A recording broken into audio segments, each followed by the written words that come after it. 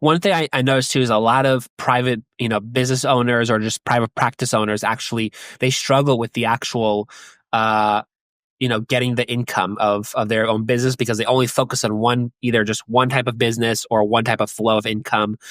What do you think are some steps that people might have? Like, is it like should they have multiple streams of income, or should they just focus on one, or how do you think that should work?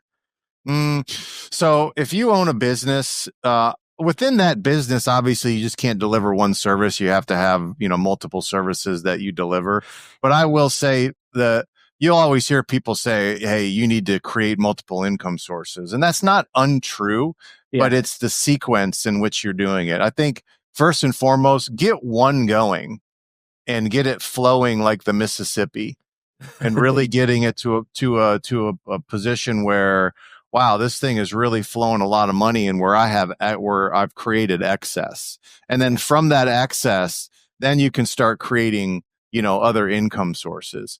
But I'll have people that, are doing, I don't know, 25,000 a month in business revenue or $50,000 a month in business revenue and are like looking to like go find other income sources. I'm like, you need to fix this yeah, first, get this up to 100,000 a month at least, and then take 20,000 of that. And then we'll go create some other income sources. yeah. But that's the sequence. Get one going, flowing like the Mississippi at first, and then you can start, creating other sources from there. Yeah.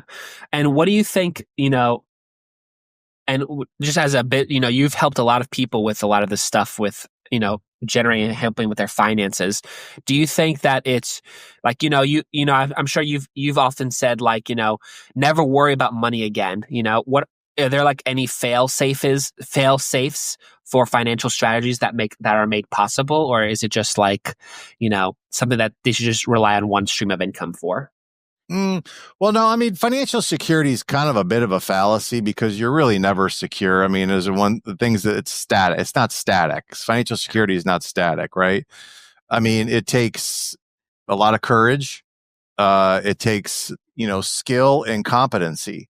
I mean, if you have those things, you're going to have security because if you can and so I just translate in the financial world, if you have the skills of money, if you're competent in what you do, you really should never have to worry about money again.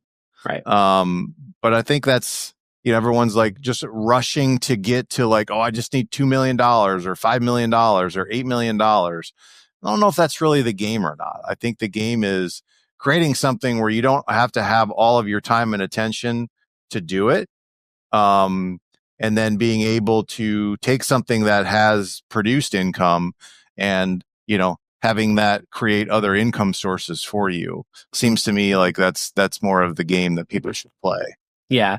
I know also too, what's interesting is that, people, especially in the workforce that people, they want to focus on like, oh, I want to have a retirement fund. I need to put money there. So there's a retirement. So when I retire, there's money there.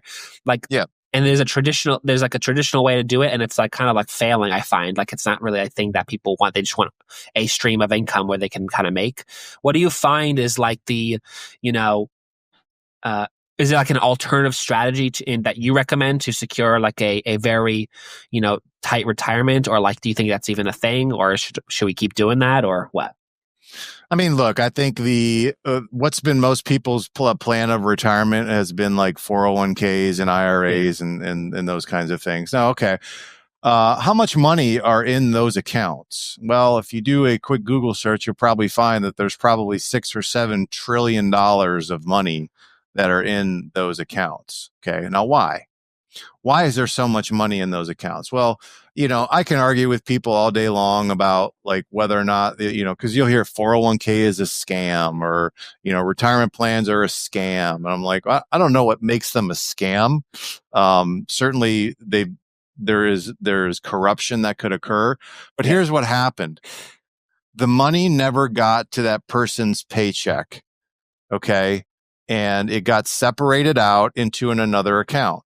And if you understand that one of the rules of money is that the only way you're ever going to create an excess or a reserve pool is that you have to physically separate that money out from where you typically operate, you will create reserves. That's why Mm, there's so much money in 401ks, because people never got access to the money to spend, right? right. Remember, people will spend everything that they make. That is a natural.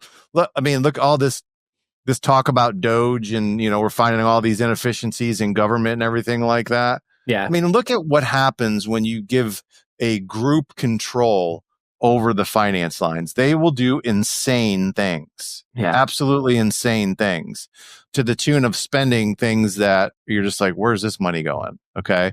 So the headlines can teach you a lot about money right now.